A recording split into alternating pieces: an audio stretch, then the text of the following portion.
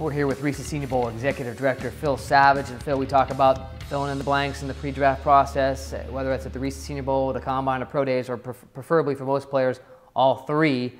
We had some players that came here and performed well, but did not get the invitation to the Combine, and now they've got their Pro Day coming up. Give me the top prospects who maybe were not at the Combine, but did play here. Yeah, I picked 5 guys that I think have a chance to go forward and get drafted, but again, they're only going to be able to fill in the blanks at the Reese Senior Bowl and at their Pro Day. But how about Caleb Ewells, defensive tackle from Mississippi State? Very solid performer for the Bulldogs. He's part of that front 7 along with Preston Smith and Benardrick McKinney, that group of guys. So he's got a chance. He's going to hit the field March 4th in Starkville. But Jeff Luke, the inside backer from Cincinnati, was an All-American Athletic Conference pick.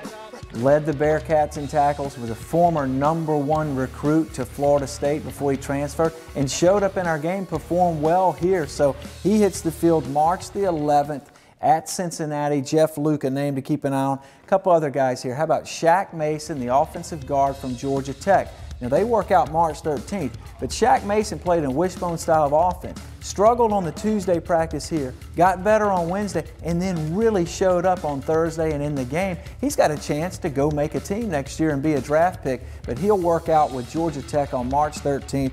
And then 2 more for us. Deion Barnes was a 4th-year junior from Penn State, defensive end outside backer. Unbelievably was not invited to the Combine, so he missed out on that opportunity. He'll be working out in State College on March 19th, and of course Penn State has a number of other prospects, but everyone's interested to see what kind of numbers he will post. And then the final player, a guy that really showed up here with this competitive spirit and some skill. How about Amon Claiborne, the cornerback from Northwestern State, Louisiana?